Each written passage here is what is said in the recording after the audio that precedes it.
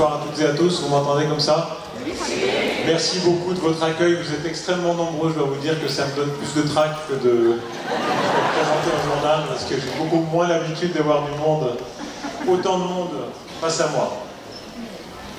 Je suis très content de partager ce 1er août avec vous ici à La Roche, avec mon épouse et ma fille,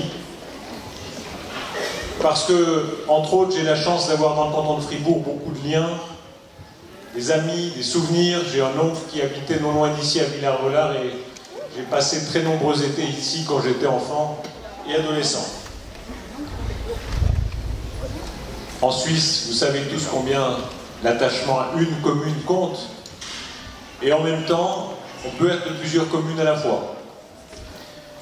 Je suis genevois, j'ai grandi à Genève, c'est la commune où j'habite, mais je me sens un petit peu de Villars-Volard, j'y ai passé tellement de temps.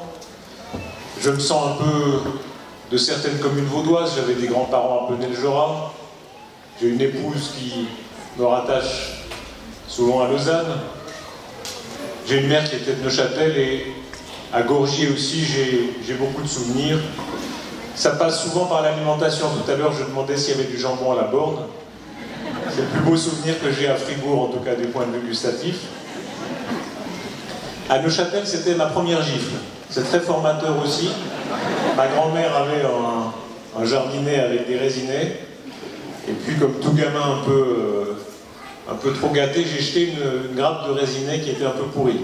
Et j'ai eu droit à ma première gifle aller-retour. C'était très formateur.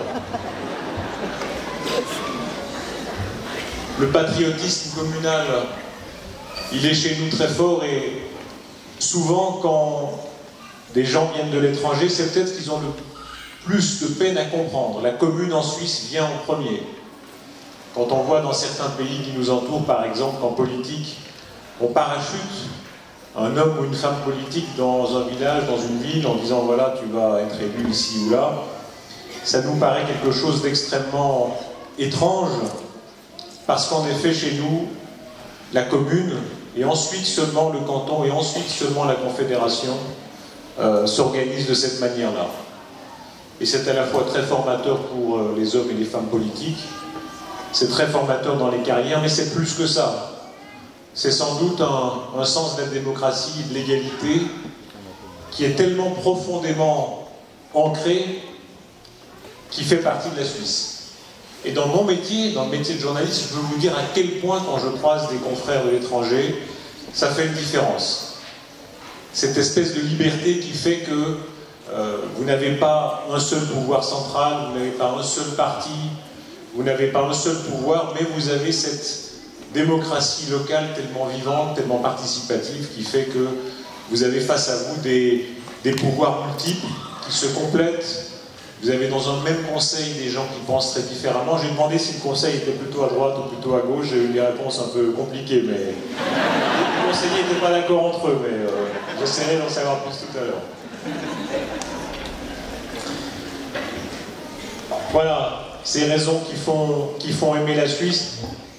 Parfois, ce qu'on gagne en pragmatisme, en égalité, ce qu'on gagne dans ce côté, il n'y a pas de tête qui dépasse. Évidemment, on le perd dans d'autres aspects, on est peut-être moins lyrique, on a peut-être des discours qui sont moins grandiloquents, on a une histoire qui est parfois moins... qui donne moins le frisson que ce que certains pays qui nous entourent ont pu connaître. Mais je ne crois pas qu'il faille avoir honte en aucune manière de cela. Là, j'étais en Russie la semaine passée, je voyais beaucoup de Russes. Et quand vous discutez avec des Russes, par exemple, c'est vrai que vous êtes un peu complexé, parce que vous dites, voilà, de petits Suisses, on a une histoire tellement tranquille. On a eu d'autres difficultés, mais enfin tellement tranquille par rapport à ce que les Russes ont vécu. Mais c'est peut-être notre bien, justement. Cette espèce de méfiance vis-à-vis de tous les excès totalitaires, cette méfiance vis-à-vis de toutes les idéologies, cette méfiance de ce qui donne le frisson, mais ce qui donne parfois un peu trop de frisson. La méfiance, c'est bien. Un peu de méfiance, c'est bien. Le terre-à-terre, c'est bien. Quand ça évite certaines aventures extrêmes que les grands pays qui nous entourent ont connues parfois, dans les années 30 ou 40, par exemple. J'aimerais rappeler ici, je parlais tout à l'heure de ma famille, mes parents ne sont plus de ce monde. Ils seraient très honorés, très flattés d'être parmi nous. Parce qu'un des charmes du 1er août aussi, c'est de voir ce grand roulement des générations. Je vois ici vraiment des gens de tous les âges. Les petits ont veillé très tard apparemment. Je ne sais pas où est le doyen. Qui est le doyen de la salle? Il y en a plutôt vers le... Oui? Il y a des candidats? Et puis les benjamins. Ma fille qui a 5 ans et demi, mais je vois qu'il y a des enfants plus jeunes ici aussi. Et un des charmes de cette fête, c'est sans doute celui-là, c'est que, bien sûr, une fête nationale, c'est le patriotisme. Bien sûr, il y a des institutions qu'on salue, comme l'armée, qu'on soit dans un pays comme la Suisse qui est neutre, ou dans d'autres qui ont eu des histoires, comme je le rappelais, plus violentes. Mais c'est la fête des enfants. Et ce côté bon enfant de la fête nationale est quelque chose, sans doute, qui lui donne son caractère le plus attachant. Je vous parlais tout à l'heure des bonheurs de la bouche. Je ne sais pas encore ce dont on va dîner tout à l'heure, mais je me réjouis de partager un repas avec vous. Le plus extrême que j'ai connu, c'était à Fribourg il y a quelques mois, c'était la tétine fumée. Je ne sais pas s'il y en a ici ce soir. Non? Heureusement. Je me réjouis de partager avec vous le pain, le vin, le jambon de borne.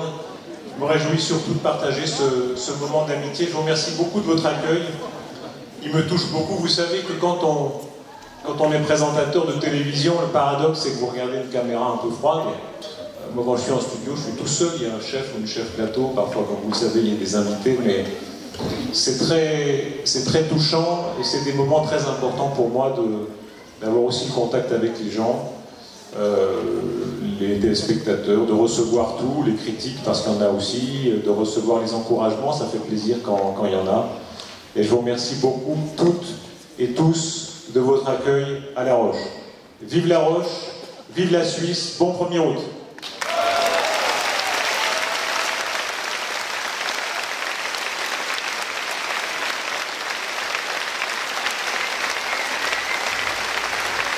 Afin de vous remercier, bienvenue à La Roche.